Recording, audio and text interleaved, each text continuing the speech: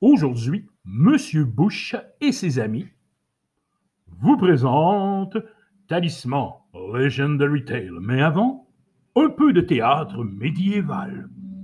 Tam, ta, ta, tam, ta, ta, ta, ta, ta. Oh, je suis une princesse des royaumes, comme je suis jolie, je suis un pur délit. Ah, mais que vois-je arriver là-bas au loin? Que voyons-nous arriver là-bas au loin? C'est le dragon à crête. Ouais, c'est moi le dragon à crête. Et j'enlève la princesse. Oh non, ne me touche pas, vilain, vilain, vilain. Car un jour, sûrement, nous en ferons des histoires incroyables. Ah, mon Dieu, ah, il m'enlève. Mais que voyons-nous arriver à l'horizon? Dépoule le chevalier! Viens te battre, sale dragon à crête. Oh, je relève le défi. Nous allons croiser le fer. Le fer.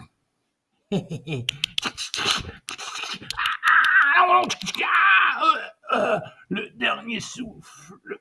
Voyons, on le voit plus. Le dernier souffle d'un dragon. Et tes poules encore gagné.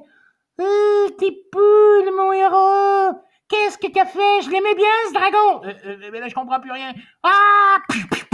C'est bien ça, vous, les hommes, vous comprenez jamais rien. Ah! Et voilà.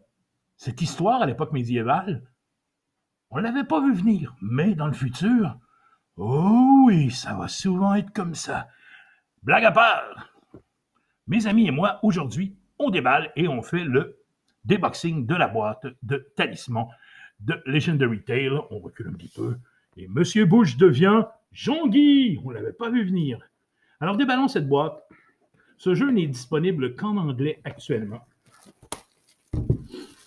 Et...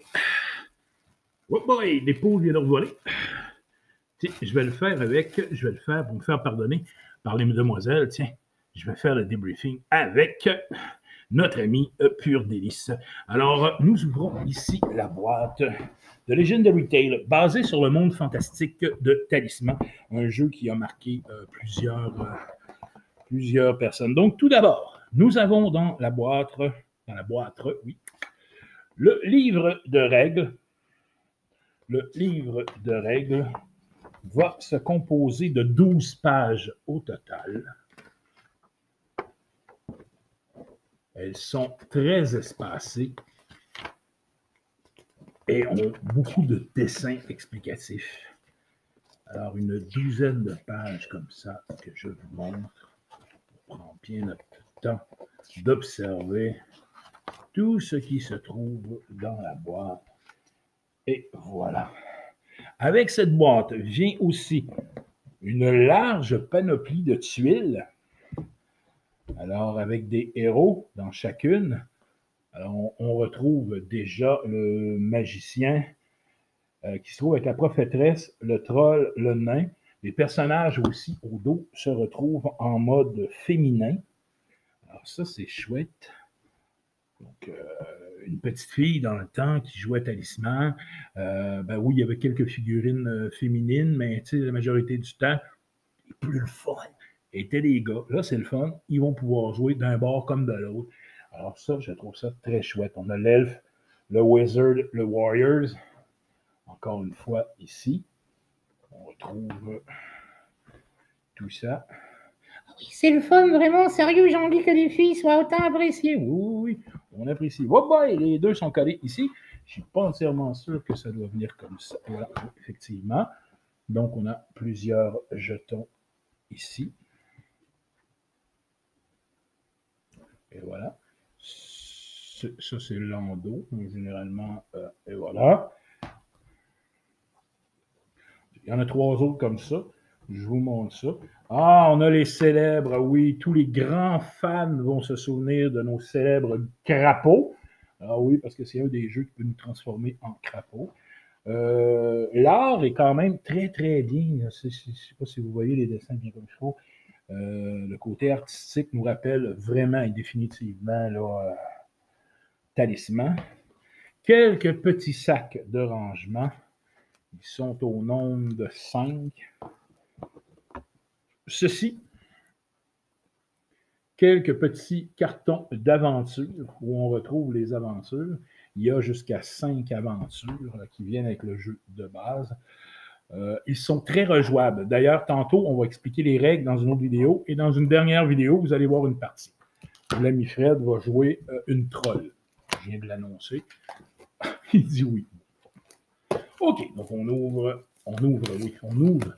les petites missions pour vous montrer ça, parce que hein, c'est un déboxing. Donc, alors, on a, écoutez, c'est de toute beauté. La première aventure, The Curse of the Fairy. C'est probablement celle-là qu'on va jouer tantôt.